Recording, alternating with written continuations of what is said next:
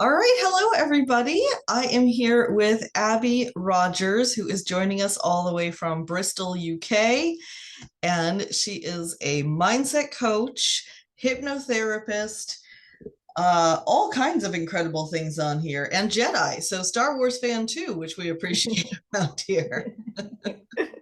Apparently so, yeah. That was one of my clients. Said I'm a mind Jedi, so I'll take that. And you left another business that was highly successful to start doing this. Tell us about the story of why you transitioned to doing mindset coaching and all this other great stuff. Sure. So I used to run an optometrist's business. I was a registered qualified optometrist in the UK. Mm. And yeah, I had this business with my ex-partner, which was on paper doing very well. We within the first few months, I think we doubled the revenue and profits for that, and we ended up going on to expand into a second practice. Um, but I'd always really struggled with confidence issues, social anxiety, and despite this being very successful on the surface, underneath I was like the duck frantically paddling under the water, and just kind of running around in circles all the time, spinning all the plates, and just without realizing it, really being quite overwhelmed and stressed by the whole thing. And Mhm. I've always had this deep desire to kind of live life to the full and do all the things and make the most of life and cram everything in. um, but it was a case of never stopping, and that business kind of taking over my life and my thoughts, and I ended up feeling, I think, desperately trapped in the middle of it.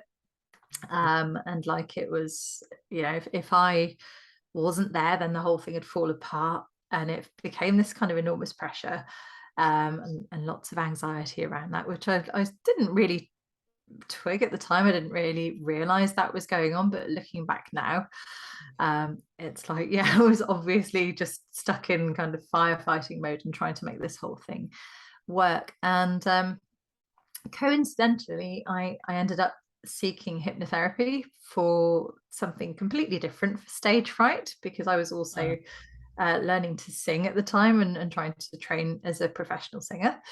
ooh. Um, yeah, and through having hypnotherapy for stage fright, it became apparent that there was this huge underlying undercurrent of anxiety and stress. And I found within a few sessions of the hypnotherapy that all of a sudden I had this confidence I'd not ever had before. I could like look people in the eye, I could deal with situations and with people that previously I just couldn't face at all.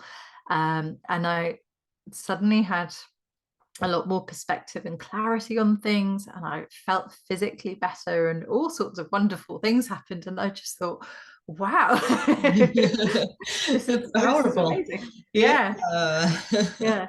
And I've been quite skeptical before going along, thinking, I don't know if this is going to work. I didn't really understand what hypnotherapy was back then, and I didn't really know there was any kind of scientific basis for it. But now, of course, I understand there's really strong science behind it.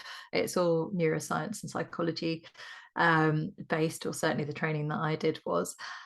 And yeah, I became fascinated, and it was just a revelation for me, seeing how much my life had changed, and then going on to do the training because I was curious. I was like, I want to know how this works, and Mm. starting to work with people on a voluntary basis while I was training, seeing their lives change. And it was just like, wow, this this blows what I was doing before out of the water. It's so joyful and satisfying to see how much you can change issues that people have felt they've been stuck with their whole lives. And it's just, uh, it still makes me quite emotional, I think, just thinking that it's possible to do that. So yeah, It's a really couldn't good not. reminder that we tend to measure other people's success by appearances and by a single metric. Like you're making money. Oh my gosh, you must have it all figured out. Life is perfect. And Oh my gosh, yeah. But that Yeah. doing something that brings you joy and lights you up is also such an important part of the equation of what would be success. Yeah. So that's a good reminder. So how Yeah. long have you been doing the hypnotherapy now? So 2017 was when I first qualified, and that was like 3 weeks before I had my first son. So it proved very useful for the whole birth Wow. and having children and all that comes with that afterwards as well. Yeah, so 5 years now. Oh, nice. Yeah, Uh, which is great, and it's just gone on to evolve from there really. So I became just fascinated with how our minds work, and also with the world of business and marketing, because it's so closely interlinked. And through the challenges that I faced in bringing my business online as well, that's become a real kind of passion, helping people through those struggles, but also helping them um, to really connect with what's important to them, because as you rightly said a moment ago, we get so hung up on these revenue goals, and it's all about the 10k months or the 6-figure years or whatever it might be. Mhm.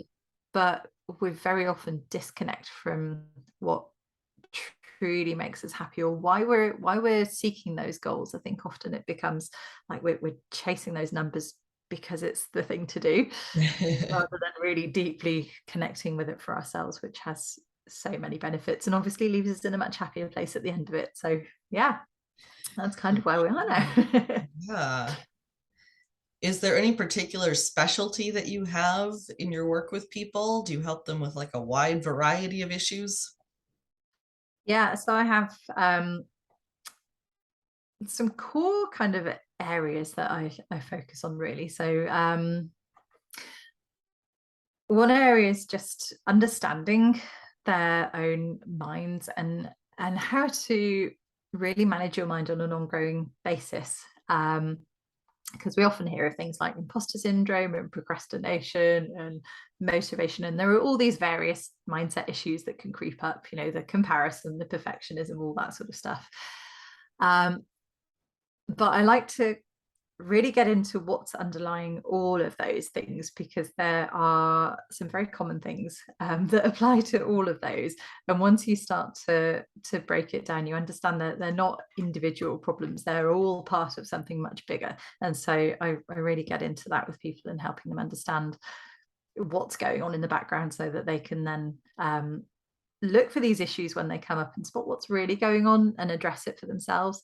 But also helping them move through those old kind of limiting beliefs and behaviors and ways of responding that they may have just kind of done on autopilot in the past, and helping them reprogram all that stuff too. So it's like we're doing the work, but then here's the toolkit so that you never go back to where you were before, and you can just keep doing the work for yourself.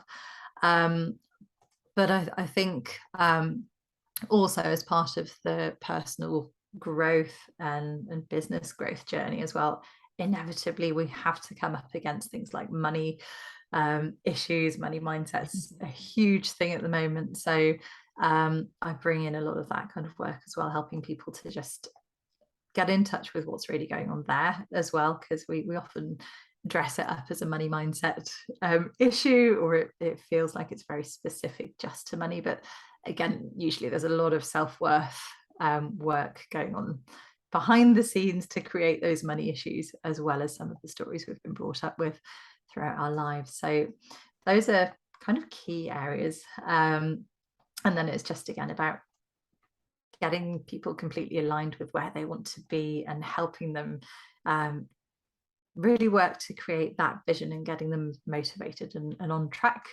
to do that. So a fair few things. Just building it Just a all into little, this yeah. ultimate mindset, ultimate Changing everything, creation. rewrite it Yeah, all. yeah, just creating where you really want to be, and like, let's get rid of all the crap, get us to a place where we're just functioning at our very best, so that we can get out there and do business or achieve those things that we want to achieve without any of our own stuff getting in the way, and just making that so much easier. So it's wonderful. Well, hearing you mention business and online business growth makes me curious to know, what are you doing to grow your business and bring in clients online? Myself, I'm currently working with a mentor, and I'm doing a lot more of my own kind of energetic and mindset work, because I think it's a huge thing. It's always part of your process, but really leaning into what I've been teaching people for a long time. And I think so often we're great at telling people what to do and we're great at knowing how to create solutions for other people, but it's doing it for Very hard. yourself. Yeah. So much harder. So yeah, she's really helping me to get in there and tackle all the things that I need to tackle for my kind of ongoing growth. And I think making sure that we are in the right space energetically and with our mindset is so important, because unless you're doing that, you can't get out there and sell successfully. You can't get out there and market programs or create anything new. You're just kind of stuck in this really trapped and difficult place. So I would say that's really key to a lot of what I'm doing. But I have my own podcast. I'm just relaunching that at the moment. That's a big thing. And yeah, and I think having hung around in the online space for a while now and heard all the marketing advice and downloaded all the freebies and all the stuff, Of course. I think a lot of it for me just comes back to genuine connections and just being helpful to people, being the person you are, communicating honestly and openly, and just being there and being a nice person and being of value as much as you can. And yeah, and keeping on being consistent and getting out there. And I think if you keep doing that, you can't go far wrong. There's lots of tweaking and lots of little bits and pieces that you can always keep getting better and better. But I think those are really key. And it's just so nice to be out there helping people with things like the podcast, with free stuff as well as paid programs, because there are so many people out there that just need a little helping hand or that little nugget of information to help them move forward. So yeah, those are my main things, I think. And you have a book coming out this year. Yeah, it's when is it publishing? I was just speaking with my editor today. Actually, we think we're going to go for spring next year. We think okay, so 2023. Yeah, it's in creation at the moment, but with the work I'm doing with my mentor right now, I've just kind of rethought a little bit in terms of exactly the direction that's going in, and as I say, relaunching the podcast and so on. So I really want the book to align nicely with all of that stuff when it does come out. So yeah, watch this space. But it's going to be all about basically the kind of three core pillars that I tend to work with, which we've got purpose, which is basically aligning, making sure that you are completely aligned with what you want to do and what you want to achieve in life. Peace, so getting rid of all those anxiety issues and mental blocks and struggles and stresses, and just getting to a really nice grounded place where you can keep showing up easily and without all that stress and struggle. And profit, which of course is one of the most important reasons we're all here. So yeah, so it's going to be based on those three themes, and it's going to be all about just helping people on their business journeys, basically to move further forward with it rather than feeling so stuck all the time. Very nice. Yeah, that sounds great. Yeah. It's exciting. Yeah. So what's one thing that you think people need to know before they hire a mindset coach? Mm-hmm. This is a good question. Um, I think it probably applies to all kinds of coaches, really, but it's very, very noisy. It's very, very difficult in the online space to make sure that you're getting the right person to work with. And I think that's the most important thing. It's not necessarily knowing one thing about that person so much as making sure that they are the right person for you.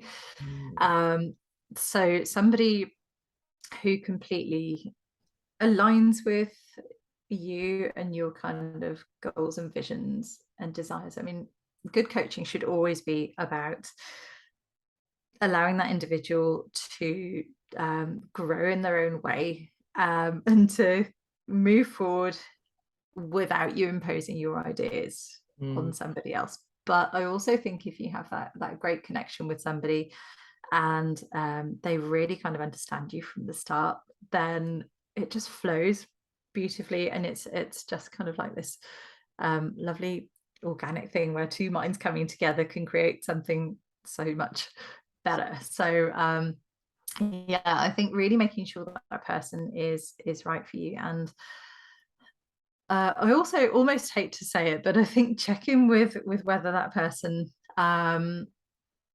really has a track record and really knows what they're doing with the mind, because unfortunately it's not a regulated industry, and there are a lot of people out there who, often with the best of intentions, are calling themselves mindset coaches and thinking that they are able to help people with their mindset, and maybe they do help a few people along the way, and they've got kind of good experience in that way, but also our minds aren't toys, and they are quite vulnerable, and it doesn't take very much to actually really set somebody back rather than helping them move forwards. And that always makes me really sad, because I know people just want to help and they want people to get to a better place, and they think that they're doing their best, maybe by repeating something that's really worked for them or something else they've picked up elsewhere.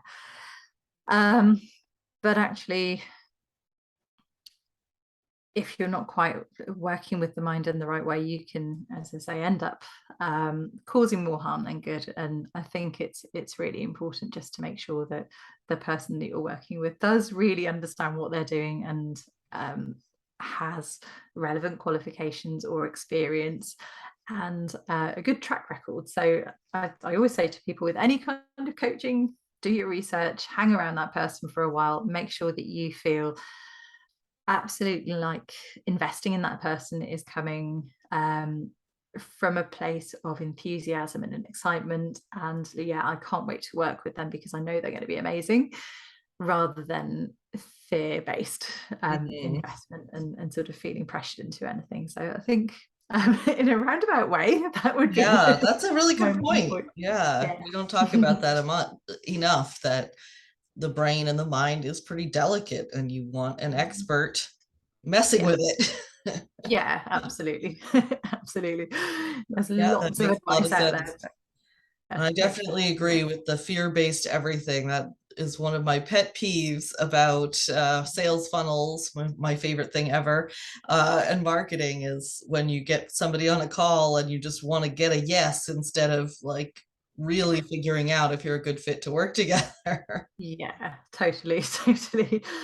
And you can see why it's so kind of rife, I guess, but it's not a fun way for either party to do business, and it inevitably just doesn't lead to great relationships. And I think it's so much better to be kind of both genuinely invested in that relationship and really wanting the best outcome all round. So yeah, look out for that. Excellent. Wonderful advice. So if people want to connect with you further, where should they go next? I think the best place right now is my podcast, Purpose, Peace and Profit, or I've just reopened my Facebook group, which is under the same name. So come and find me on Facebook. It's Purpose, Peace and Profit with Abigail Rogers. And yeah, those are two great places to get some free help and support, and meet with other like-minded people. Wonderful. That is great. So we're going to wrap up. Do you have any final thoughts that you would like to leave the audience with? Oh, that's a good question. Very open-ended. Anything at all. Anything at all. Yeah, I think I would always just say to people, try not to believe in the limitations that you're setting for yourself right now, if that makes sense. We're so good at limiting our potential based on what we see in front of us, and in our in terms of our current reality. Our brain always feeds back our current reality to ourselves, and it says that nothing greater than this is possible for you. So it's why we can get so stuck in not creating more income for ourselves. Sometimes we're like staring at our bank balance and going, why isn't there more there? I wish I had those 10k months, those 100k years, or whatever it is. And we're kind of seeing the zeros and just kind of wishing it would happen but not believing it would happen. And it's that belief and that trust in possibility of greater things for you that is so powerful in actually making them happen, because our brains just buy into that belief. It's so powerful once we actually believe it is possible for us. So whatever you can do to reinforce that for yourself and just keep going would be the other thing. Just stick it out. Things will happen as long as you believe and you keep seeing them through. Very nice. All right. Well, thank you so much for spending this time with us. And very welcome. Pleasure to be here. Thank you for having me. All right. We will talk later. Take care. Bye. And